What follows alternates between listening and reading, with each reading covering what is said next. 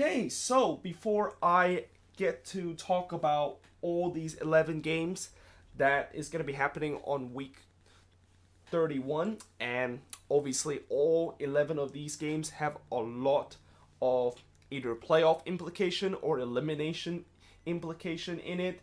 I'm going to first talk about the US Open Cup final, and this is kind of like my review part of the US Open Cup final, where the Dynamo, of course, won 3-0 against the Union, and unfortunately, I was unable to watch this game, and you already know I was unable to watch this game because I was at school for about maybe the entire first half of the game, but there was also a couple reasons why I couldn't watch it. One of the reasons is that it was on ESPN2, and I don't have ESPN Network. And three, when I try to watch the stream, and keep in mind, this was during the time when I was actually at the train station and got stuck in the train station for 90 minutes because the train was an hour and a half late. I couldn't watch it either because the stream just did not load. So, yeah, I was basically stuck there. I could not watch the game whatsoever, and I only watched the highlights, I think, the next day, and then I watched again today just to refresh my memory and talk about what happened in the game. But yeah, I mean, the Dynamo, of course, like I said, won 3-0 in this game. Manotas, of course, with a brace in that game, alongside with a Austin Trusty own goal. And I think in some way I kind of want to owns a little bit of an apology to Union fan, because I really think I jinxed the team. Like, if you watch my preview of the US Open Cup, which I know a lot of you watch, I did a lot of talk about the Union, and I really just praised the Union a lot doing majority part of the preview. I mean, I was praising on their young talent, and I was praising on their homegrown kind of player that are really stepped up.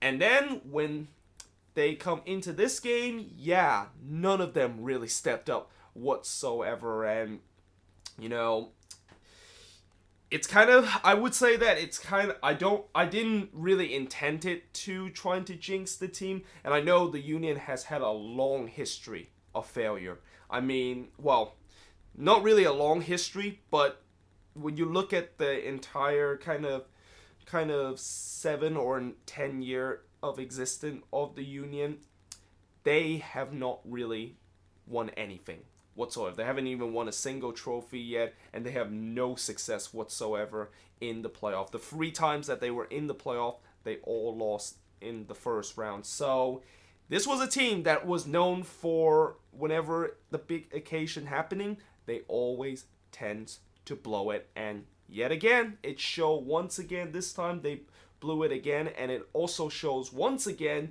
of what I've been criticizing the Union throughout the season, which is they just cannot finish their chances. And there were a lot of chances in this game. And, you know, despite the fact that you know, I kind of jinxed the Union, and the fact that I should have known better, that their club history of just numerous time whenever they get into big occasion like this and they fail to deliver, you also got to give the Dynamo some credit in this game. I mean, Mauro Manotas, by far the man of the match in this game. And the first goal, you know, I kind of mentioned a little bit about the Elise and Manotas kind of connection, of how important that connection is. And what do you know? The first goal, Albert Elise, just a little looping kind of cross into the box, and Manotas basically heads that one in.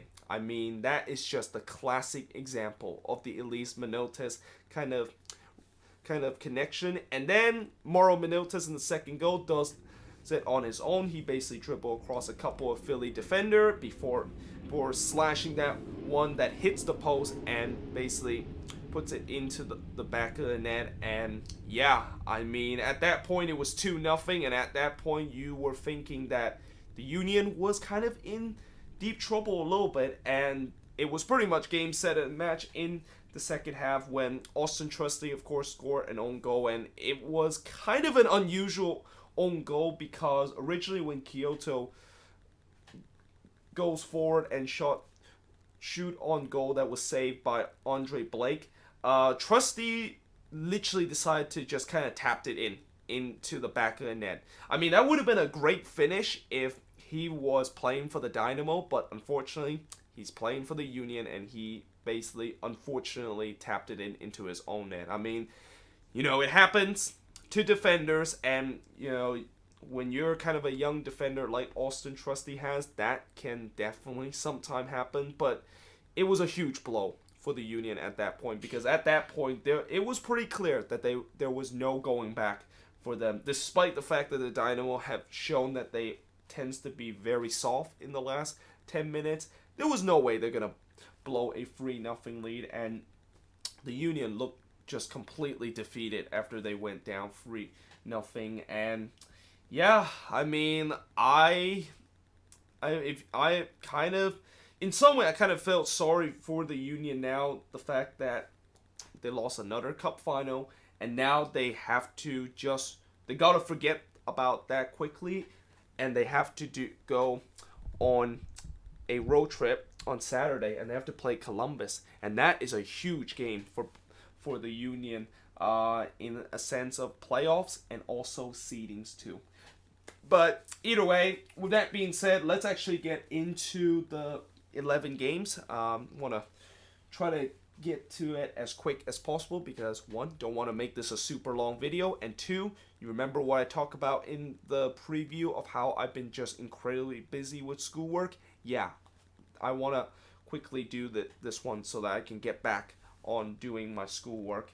But yeah, let's start with the first game, which is the Fire against LAFC, and the Chicago Fire, of course, are eliminated from playoff contention. I actually didn't notice that until this morning, which, yeah, that just shows you how I was just been hammering with schoolwork. I mean, haven't really been paying attention to MLS, and I even forgot to do the preview for the Chicago and NYCFC game. I didn't even know that there was actually a midweek game whatsoever, and I'm pretty sure even a lot of Chicago fans did not notice that there was actually a midweek game, because I think they had some broadcasting kind of conflict and how nobody was able to watch the game whatsoever.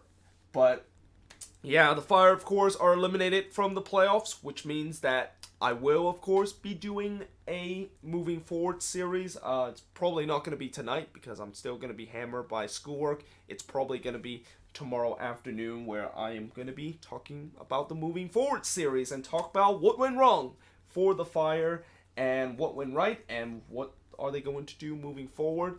But still, for the Fire, they still need to play this game against LAFC, and LAFC are back into a very good groove with a 6-game unbeaten streak. I think now for LAFC throughout the rest of the season, as they're pretty much getting very close to clinch the playoffs, it's just finding the balance of this team. I mean, Bob Bradley kind of still hasn't got that balance right on this team, and there's still a lot of question in this team, which include the attacking part of their team. And, Bob Bradley does have the luxury of some of these remaining games to try to work it out before they really need to get it right once playoff time comes. But moving on into the next match, the Sounders, of course, they play against the Rapids. So the Sounders have lost back-to-back games. And what's interesting about this is that this seems to be, I've kind of started seeing a little bit of a trend where teams that whenever they go on a long unbeaten streak or a winning streak, and then when they finally lose a game after a long unbeaten streak, they tend to struggle. It has happened this year with their Cascadian neighbor, the Timbers, and it has happened earlier in the season with Orlando City, where that was kind of the extreme case, where Orlando City, ever since that 6-game winning streak, just completely fall off a cliff after that. And, for the Sounders, they got to make sure that that is not going to be the case for them. And I don't think is going to be the case for them because they're playing against the Rapids. The Rapids have lost 5 in a row. And I really think for the Sounders, if they do not win this game against the Rapids, yeah, then there's definitely panic time in Sounders Nation and certainly for the Sounders fan because you are playing at home against one of the weakest team in the league, and the fact that even though you're kind of coming into this game with back-to-back losses and not a lot of confidence, this should easily be a win for the Sounders. I will be very shocked if the Sounders lose this one, and if they do, like I said, it is really panic time for them because they only have, I believe, a 4-point gap on the Galaxy or a 1-point gap. I gotta check the standings again, but they don't have a lot of luxury between 6 and 7, and also 8th place too because Vancouver is just right behind them. And even though they have the easiest schedule out of all the other teams that are kind of like fighting for playoffs or are in the playoff position in the Western Conference, they still have to win those games, okay? You know, those easy games, it's not just automatic 3 points. You gotta play to win those games.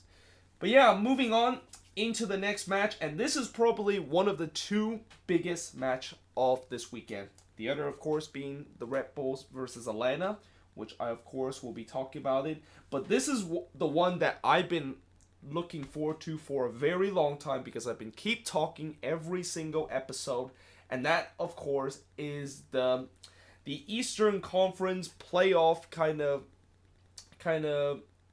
I wouldn't say an elimination, but kind of like this is a showdown between two teams that is just hovering above the red line.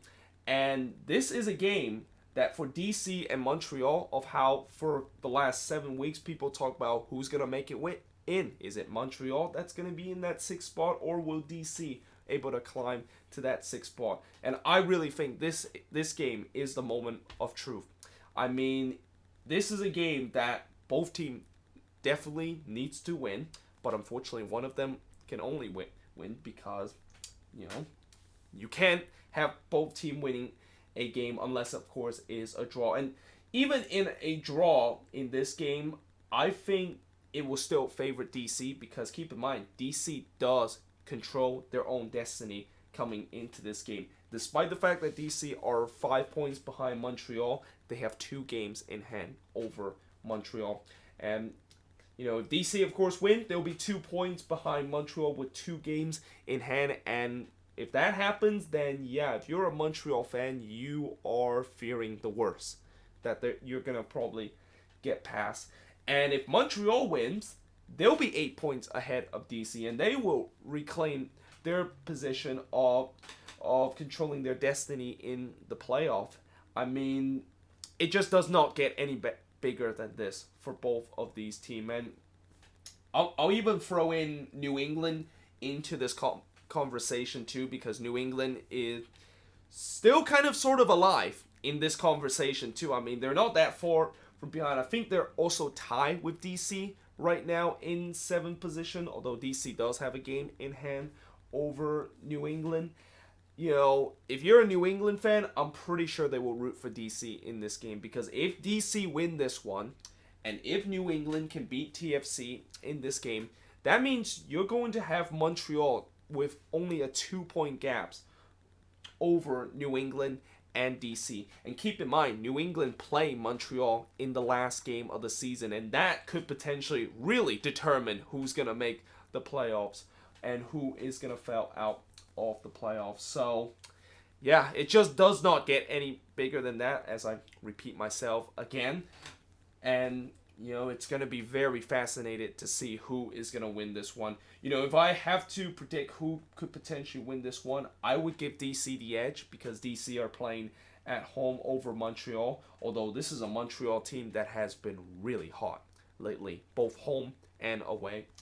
But next up, Columbus. They, of course, play against the Union. So, like I mentioned earlier about the Union, they are right back into action. They can't really think about that tough loss in the US Open Cup final a lot, because they're right back into MLS, and they're right back into a situation where they could potentially redeem themselves by beating Columbus and overtake Columbus in that 4th position. That will give them home field advantage into the first round of the playoff.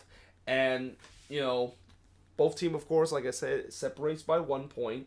And, like I said, the Union lost 3-0 in the U.S. Open Cup final, while the Crew won 2-1 against Colorado.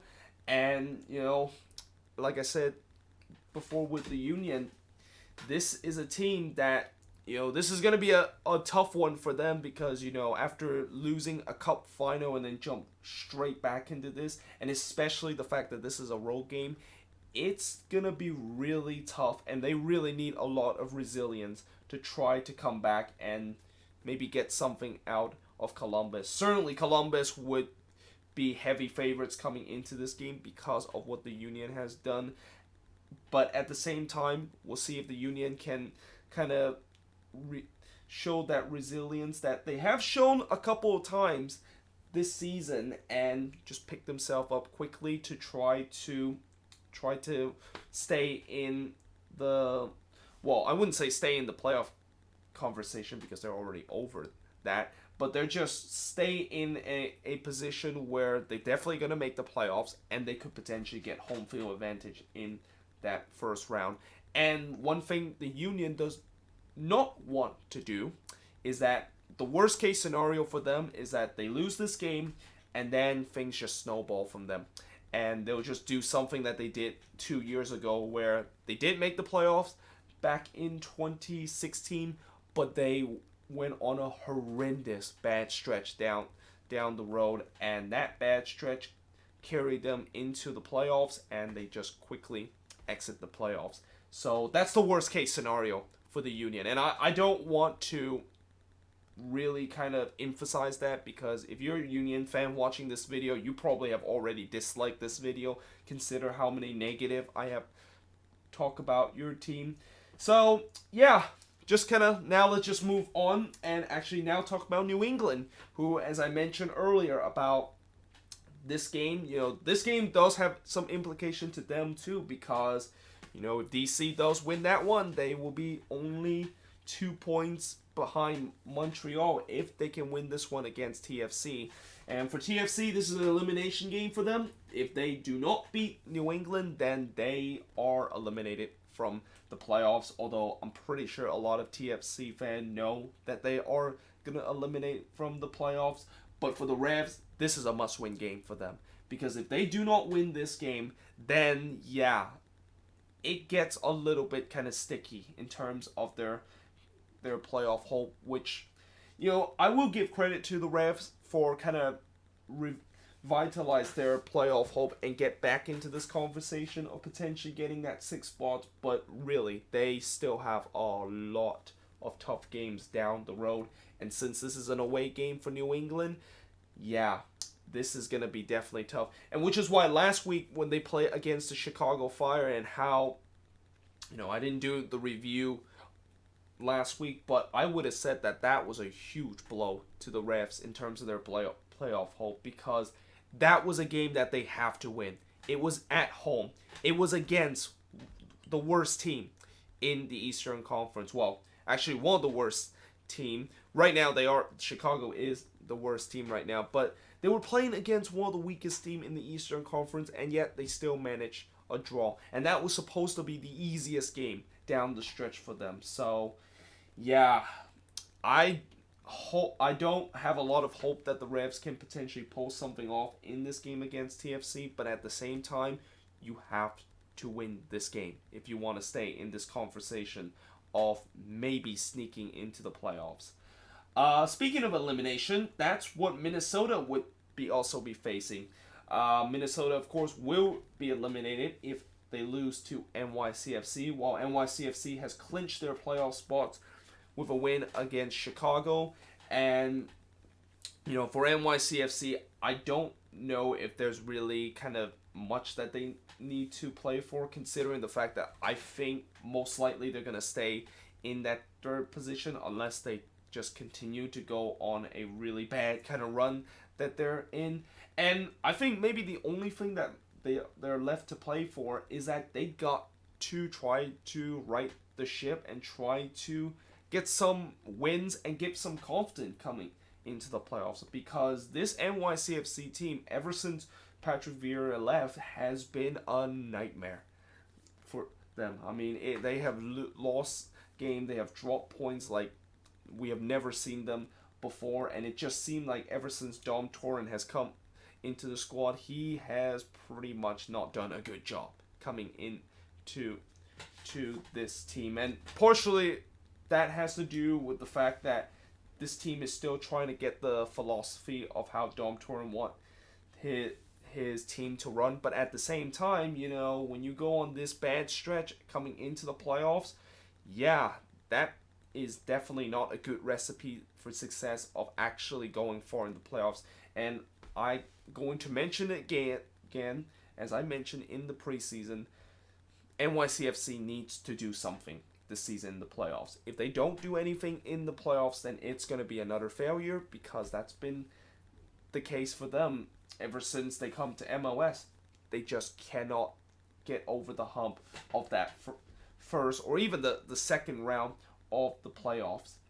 And for Minnesota, you know, like I said, they will be eliminated from the playoffs, although technically you could say that they are done in terms of making the playoffs. But one thing that I think Minnesota fan will be at least sort of proud of is that they have done very well this season at home. And, you know, for NYCFC coming into this game against Minnesota, they got to be aware that this Minnesota team is no joke at home. I mean, last week when they beat the Timbers in that game, you know, we seen a couple of times where Minnesota just, when they're taking on some of the best team in the league, they still are able to go toe to toe against those team at home. But the only problem for Minnesota of why exactly that they're probably going to not make the playoffs and eliminated from the playoffs is that they just cannot win on the road. It's simple as that. But moving on into the next match, of course, Houston. They, of course, will be playing against the Quakes, and despite the fact that their highlights of the season, which is winning the U.S. Open Cup, congratulations to the Dynamo on that, they will be eliminated if they lose to the Quakes. So it's kind of a weird feeling, because you just won the U.S. Open Cup. This is probably the highlights of your season, but you realize that coming into this game, you're facing elimination. I mean, you know, for Houston, if they do get eliminated, then you know for sure when I go to the moving forward series, I will obviously talk about the numerous blown leads that they had this season. And to the credit to the Dynamo, they have done a little bit better job in terms of just not blowing leads late and not just completely collapse in the last 10 minutes in these last couple of games. And they also have a chance to get another win in this one too, because they're playing against the Quakes, who have lost their first two matches under Steve Ralston. And I put the number 2 with kind of quotation, because even though on stats, on paper, it says that they lost their last 2 games, one of them we got robbed against Atlanta because of the VAR kind of situation, and then against LAFC we just simply does not have like the class. And I thought at times even though I was very frustrated with the way the team just could not do anything going forward, at least they were still trying to keep possession and at times really kind of boss that LAFC midfield. And you know, the only thing that was missing in that game was just the finish quality and that final ball, which once again was very poor. And, you know, if the Quakes does win this game, then, you know, maybe Steve Ralston, he could be maybe the guy that we might be looking for in the future. Actually, who am I kidding? What the heck am I even thinking? He's definitely not going to be the guy that we're looking for. I mean, for now on, for the rest of the season, for the Quakes, they're just playing for pride for the rest of the season. They're already eliminated. This season has been a lost cause, and right now, all I'm hoping is that at least this team shows some kind of fight and promise in the future, and that potentially we might get more rumors of who exactly is going to be the new manager. I have heard we have reached out a couple of manager already in the we have reached different manager, and I don't think we're probably gonna get that announcement until probably the off season, because like I said before, there's really no reason for them to announce your new permanent manager when you're literally have 4 games left this season and you're not gonna make the playoffs. But yeah, moving on into the next match, the Galaxy, they of course play on the Whitecaps. So the Whitecaps, of course, this is the first game that they will not have Carl Robinson as their manager because he is gone. He is officially released by the Whitecaps, although you could say that they really meant that he got fired from the Whitecaps, and that, for Vancouver, this is kind of an interesting time of why exactly they decided to use this as the time for them to release Carl Robinson. I mean, I thought for sure that they were probably going to stick with him for the rest of the season, but they release him, and I'm not quite sure, does that kind of give any boost to this Whitecaps team in terms of them maybe making the playoffs? I mean, I know a lot of Whitecaps fans are already thinking that their playoff hope is long and dead, but keep in mind they're only 4 points behind the Sounders, and they still have a chance, and they're only 5 points behind RSL, who is in 5th position, and I believe they also have a game in hand over RSL. So it's not really completely dead in terms of their playoff hope, although they're playing against a Galaxy team that is in the same situation as they are. The playoff hope is not completely dead, but they really need a win in this game. And really, the general idea of this game, with the fact that the Galaxy are 3 points behind the Sounders and 4 behind RSL, is that whoever loses this game, they will probably have their playoff hope completely emptied and unofficially ended. I think when you look at both of these two teams, and there's still no guarantee that both of these teams are even going to make the playoffs if, RSL and the Sounders will keep their position in terms of making the playoffs. But yeah, it is a game that both teams definitely want to win, and if this game does end in a draw for both teams, it definitely does not help both of this team.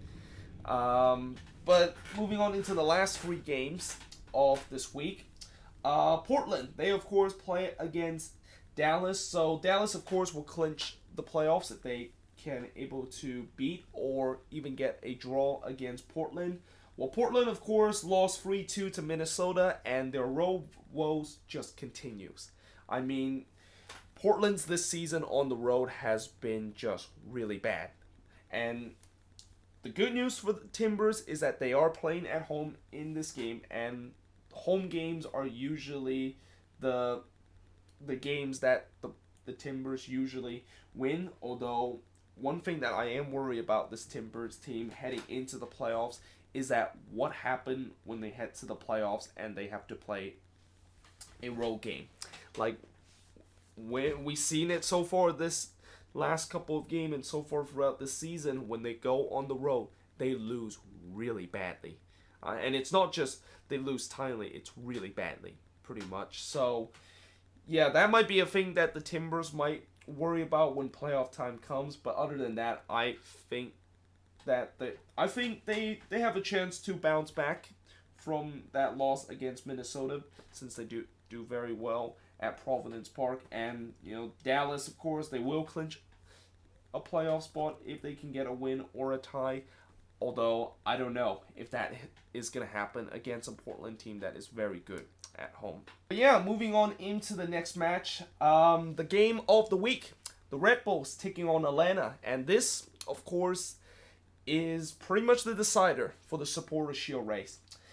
If Atlanta win this one, they'll be 7 points above the Red Bulls, and that is surely game over for the Red Bulls in terms of their hunt for the Supporters' Shield. Well, the Red Bulls, if they win this one, they'll pull into 1 point of Atlanta, and that will really put a lot of pressure on Atlanta to potentially not drop points for the rest of the season, to potentially fall out of the Supporter Shield race. But one big problem the Red Bulls face in this game, and that this could really kind of hurt their Supporter Shield race and really put a huge dent in their hunt for another Supporter Shield, is that BWP is not playing in this game. After he picked up a yellow card in the last match, he has now picked up 5 yellow cards, which means that he has now been suspended because he picked up too many yellow cards. And that is a huge blow to the Red Bulls, considering the fact that that is the guy that they've been relying on a lot of times to potentially score a big goal for them in the regular season. And, you know, right now with the Red Bulls without BWP, you know, it's going to be interesting to see how exactly they're going to score goal. Like, the guy that they're probably going to have to rely on to fill in the shoes of BWP is Brian White. And despite the fact that Brian White did score a goal a couple of games ago, which was his first in MLS, yeah, that is a pretty big shoes to fill if you have to fill in BWP, who usually love to score goals in these big games. And I just think because of that, I really think Atlanta probably have this one in the bag. And I also probably think that by the end of this game, if Atlanta does get a win, and even if this is a draw, you could kind of say that Atlanta has unofficially won the Supporter Shield. Like, the Red Bulls, I just don't know if they have enough games left this season where they can still catch Atlanta. And Atlanta is obviously going to... They're obviously going to not drop a lot of points for the remaining of the season because they want that Supporter Shield. So this is a big game for both teams. And like I said, I think Atlanta's probably got this one in the bag because BWP is not playing for the Red Bulls, and that's a huge blow to the Red Bulls. But moving on into the final game, Sporting KC versus RSL. So Sporting KC, they will of course win. If they get a win in this game, they will be in the playoffs this season, while RSL are only 4 points above the Galaxy and 5 points above Vancouver.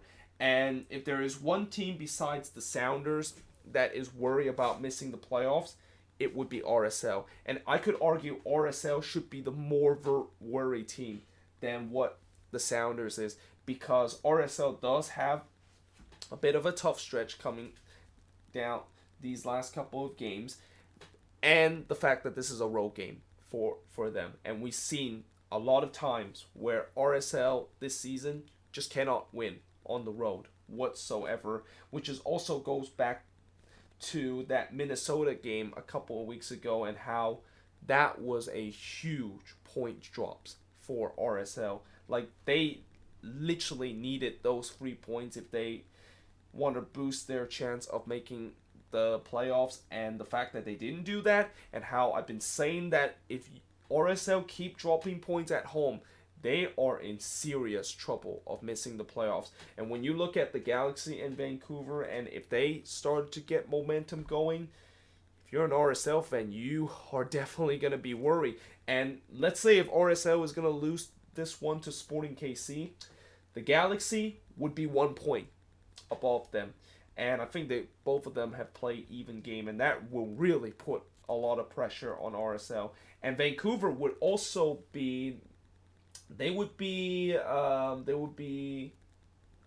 2 points behind. But keep in mind, the Whitecaps does have a game in hand over RSL. So if RSL lose this game and Vancouver win, then all of a sudden Vancouver, who, believe it or not, I said before where they looked like they were dead and buried, and a lot of fans said that they were dead and buried and that they're not going to make the playoffs, could still probably control their destiny of making the playoffs. I mean, that is just the wonderful thing about the Western Conference, and that is why it's just going to go down to the wire, and how it's going to be very crazy as we head into October. And I think this is also the last match week before we head into October, and October is really the judgment month, because that is the final month of the season. It is the home stretch, and really, that is when there's going to be a lot of question and answer to be made, and that is when you are a team that is kind of like floating in these spots of potentially making the playoffs or missing the playoffs. Your answer will be made in these final months to determine if you're going to definitely make the playoffs or not. And in other sense, it is pretty much crunch time for most of these teams. And I wouldn't say most of these teams, but for all of these teams that have something left to fight for the remaining of this season.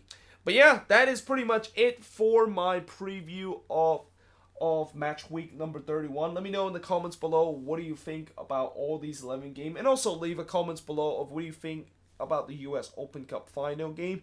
And yeah, I hope you guys enjoyed this video, and I will see you guys next time.